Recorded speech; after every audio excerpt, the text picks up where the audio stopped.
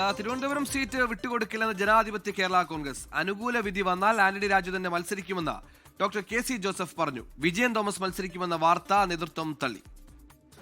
ജനാധിപത്യ കേരള കോൺഗ്രസ് സീറ്റിന് ആന്റണി രാജുവിന്റെ കേസ് അനുകൂലമായി വരുമെന്നാണ് ഞങ്ങളുടെ പ്രതീക്ഷ. ആന്റണി രാജു സ്ഥാനാർത്ഥിയായി മത്സരിക്കും. കോടതി പരിഗണിക്കുന്നത് 6-ാം തീയതി വിധി വരും. വിധിക്ക് പ്രഖ്യാപിക്കാനായിട്ട് ഡേറ്റ് ഫിക്സ് ചെയ്തിരിക്കുകയാണ്. 6-ാം തീയതി വിധി വരും. ആന്റണി രാജുവിന് അനുകൂലമായ വിധി വരുമെന്നാണ് ഞങ്ങളുടെ പ്രതീക്ഷ. അല്ലെങ്കിൽ കേരള കോൺഗ്രസ് വേറൊരു സ്ഥാനാർത്ഥിയെ നിശ്ചയിക്കും. ശ്രീജിത്ത് എന്തായാലും ജനാധിപത്യ കേരള കോൺഗ്രസ് തന്നെ മത്സരിക്കും. തൊണ്ടിമുതലിലെ ശിക്ഷ റദ്ദാക്കണമെന്ന് ആവശ്യപ്പെട്ടുള്ള ഹർജിയിൽ തീരുമാനമായാൽ സ്ഥാനാർത്ഥി ആരെന്നറിയാം. അങ്ങനെയല്ല മനസ്സിലാക്കേണ്ടത്.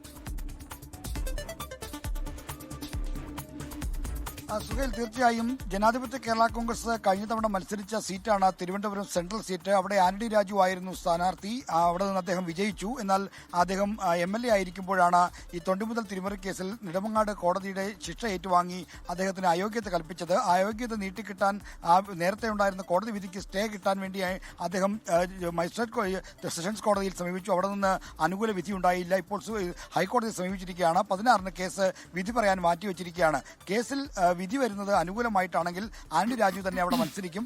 അല്ലാത്ത പക്ഷം ജനാധിപത്യ കേരള കോൺഗ്രസിന്റെ മറ്റൊരു പ്രതിനിധി മത്സരിക്കുമെന്നാണ് അറിയാൻ ഇപ്പോൾ ഡോക്ടർ കെ.സി. ജോസഫ് പാർട്ടി നേതാവായ അദ്ദേഹം പറഞ്ഞിരിക്കുന്നത്. എന്തായാലും വിജയൻ തോമസ് എന്നുള്ള ഒരു പേര് കഴിഞ്ഞ ദിവസങ്ങൾ ഉയർന്നു വന്നിരുന്നു. വിജയൻ തോമസിനൊന്നും സീറ്റ് കൊടുക്കുന്ന പ്രശ്നമില്ല എന്നാണ് ഡോക്ടർ കെ.സി. ജോസഫ് പറഞ്ഞത്. അതായത് അത്തരം സീറ്റുകളിലേക്ക് മറ്റാരെയും പരിഗണിക്കുന്നില്ല, പാർട്ടിക്കാരെ മാത്രമേ പരിഗണിക്കുന്നുള്ളൂ. വിധി അനുകൂലമെങ്കിൽ ആന്റണി രാജു, അല്ലെങ്കിൽ പാർട്ടി പ്രതിനിധിയായ മറ്റൊരാൾ. അതാണ് ഇപ്പോഴത്തെ തീരുമാനം. ആന്റണി രാജുവിനെ പോലെ തന്നെ കേരള ജനാധിപത്യ കോൺഗ്രസും ആ വിധിക്കായി കാത്തിരിക്കാൻ. ശ്രീജിത്താണ് തിരുവനന്തപുരത്തുനിന്ന് വാർത്തയുടെ വിവരങ്ങൾ നൽകി.